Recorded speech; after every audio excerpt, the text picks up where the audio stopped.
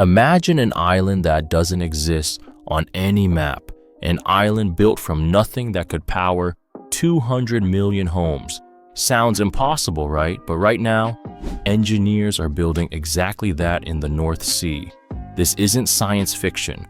It's the Solaris Eco-Island Grid, and it's about to change everything you know about energy.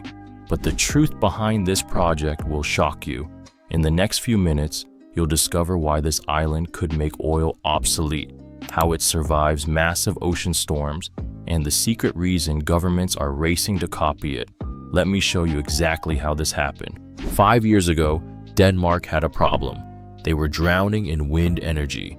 Their turbines produced so much power that they had to pay other countries to take it. Crazy, right? That's when engineer Henrik Stiesdal asked a simple question. What if we built an island just for energy? Not a normal island, an artificial one, built from scratch in the middle of the ocean.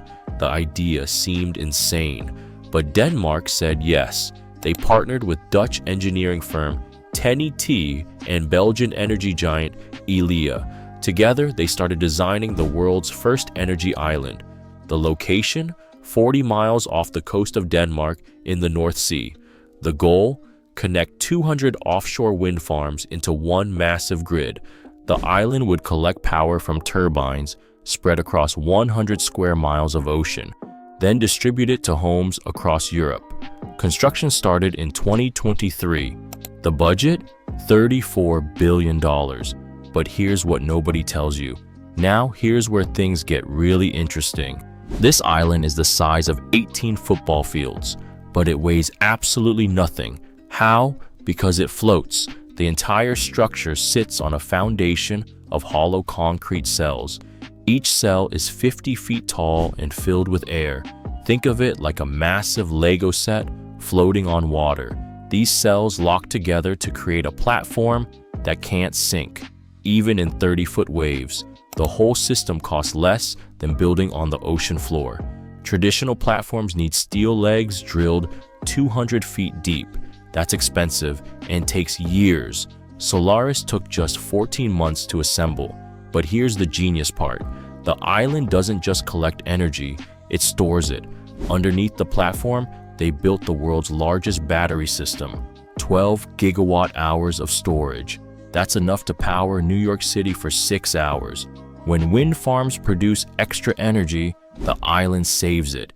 When demand spikes, it releases power instantly. This solves renewable energy's biggest problem. You can't control when the wind blows, but now you can control when you use that power. But if you think that's crazy, wait until you hear this. The island runs itself. 0 humans live there. Instead, 4,000 AI sensors monitor everything: wind speed, wave height, battery levels, cable stress. Every sensor talks to a central computer in Copenhagen. If a storm comes, the AI predicts it 3 days early. It automatically secures equipment and redistributes power. During testing in 2024, Hurricane Babe hit with 80 mph winds. The island didn't just survive, it kept operating. While coastal cities lost power, Solaris fed electricity to 40 million homes. That's when governments noticed. The UK immediately announced plans for 3 similar islands, one near Scotland, one near Wales, one in the Irish Sea. Germany wants 4, the Netherlands wants 6. Even Japan is planning one despite their deep ocean floor. Why the rush? Because Solaris proves something massive. You don't need land for renewable energy anymore. Countries with no space for solar farms or wind turbines can now build islands. Small nations like Singapore are already designing floating grids. But here's what insiders won't tell you. The real innovation isn't the island, it's what's underneath. Solaris contains 210 miles of underwater cables. These cables don't just carry electricity, they're smart cables. They detect damage, reroute power instantly, and even repair small breaks automatically. According to leaked documents, this cable system costs more than the island itself. This brings us to the most shocking discovery of all. Solaris isn't really about renewable energy. It's about control. Here's what I mean. Traditional power grids are old and fragmented. Each country has its own system, different voltages, different connections, different rules. This makes sharing energy almost impossible.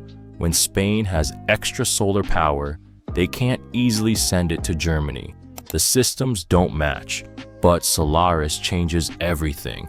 It's a universal hub. It accepts power from any source at any voltage, then converts it to match any country's grid. This means Denmark can sell wind power to Poland, Belgium, the UK, and Germany simultaneously from one location. Energy experts call this the OPEC of renewables. Whoever controls the hub controls the distribution, and Denmark moved fast. They're already building 3 more islands, each one bigger than the last. By 2030, reportedly, Denmark will control 40% of Europe's offshore wind distribution. That's more power than Saudi Arabia has with oil. Now here's the twist. Denmark isn't hoarding this technology. They're licensing it. For $200 million, any country can buy the blueprints. South Korea already did. Australia just signed. According to sources, 19 nations are in negotiations. Denmark will earn an estimated $8 billion in licensing fees by 2035. They turned renewable energy into intellectual property, and the world is paying them for it. So what does all this mean for us today? This changes everything about global power. First, it kills the fossil fuel monopoly. For decades, oil-producing countries controlled energy prices. If they cut production, prices jumped. But renewable hubs like Solaris can't be sanctioned or blockaded. Wind is free, sunlight is free.